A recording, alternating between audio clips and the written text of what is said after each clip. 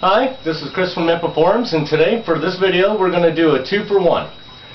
I got to bring in all my plants and such like that, so usually during the fall time I usually do a lot of repotting and planting. Some people like to do it during spring, some people like to do it during fall. I personally like to do it during fall, that way I can check to see how the growth is and how they're actually surviving. Now, one thing that you want to make sure of is when you have a plant like this, you can see how it's starting to die back and it's really kind of getting nasty and stuff like that. There's a lot of causes for it. It could be you have too coarse or too dense of a mix. You can have a salty water.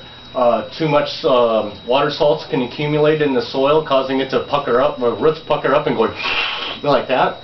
So what you want to do is take a look at your pots. When you bring in your plants and it starts having this, where you can kind of see where it's kind of getting a little dry and crispy and the tips are just dry, that's a good sign. The other good sign is if you look on the bottom of the pot, you'll see these crusties then come off. Plastic will really show it up, or clay shows it up real better, but or really good, but if plastic does it, you know you got a problem. So I know I'm going to have to repot this plant at some point.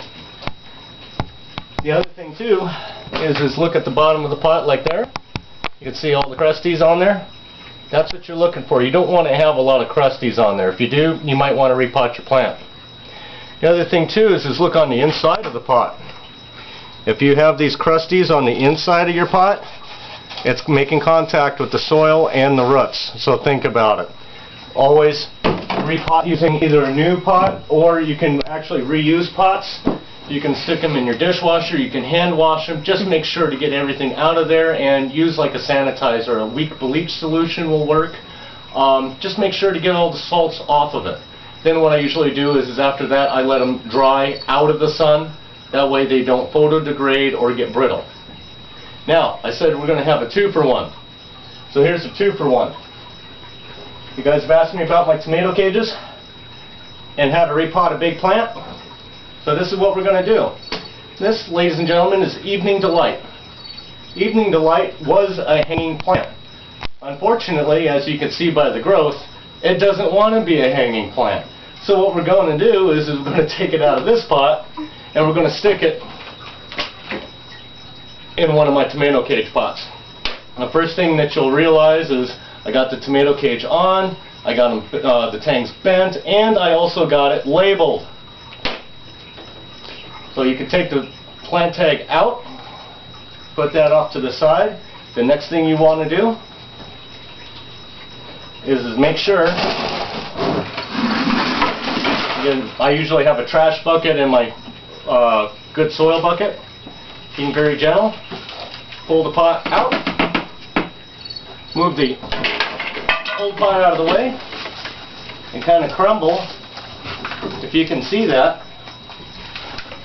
the roots. Taking care not to damage the roots, but to try to get as much soil out. And for the most part it's got a good root ball, so I think I'm just going to leave it alone. Make sure to even it out there at the bottom a little bit. And then take your new pot. And here's the trick. When you put them in, make sure that you get it all in the rungs. Being very careful. Having 2 people do this is better than 1. Sorry. And make sure that it goes in. Now it didn't go in all the way. Okay, so what we're going to have to do is we're going to have to take it back out. Being very careful. And you can take it out just a little bit.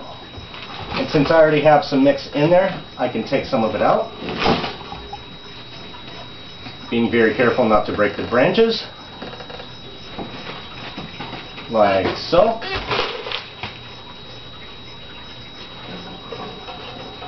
I didn't say it was going to be easy.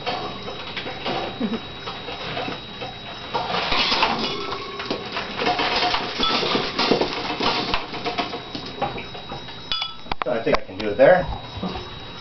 So then we'll try it again. Put it in there. Okay. Perfect. Perfect. Now another thing that you'll see too is like a bucket full of my dirt and also a wire basket or a wire shelf on top of it. That's so I can sit there and put soil in it and it'll drop down back into the bucket. Let's mix this up a little bit. Put your soil in there. See, this wire shelf idea is really good because you can just sit there and shake all the dirt in here, throw it in there where you need to, like so, and then pat it. Now don't worry about the branches falling out right now. You don't really need to be concerned about that. What your main concern is getting the soil down in the root area.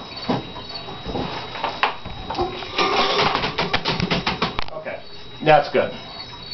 Next, you take a look, make sure that the plant is bunched up, but you don't want it stifling in there. And when you go to put a branch in, if you're very careful, like so, you can do it without breaking a branch. If you break a branch, that's okay. Hey, your plants are really healthy at this point, hopefully, and you'll have a lot of cuttings. I usually go with a 1 gallon pot. Anything bigger than 1 gallon pot is, well, it's used as cuttings. So there you go. I hope you enjoyed the video. It was pretty quick and easy. Gave you 2 important things that you guys wanted, and we'll go from there. This is Chris from Repot Forums. You guys have a good one, and I'm getting ready for winter.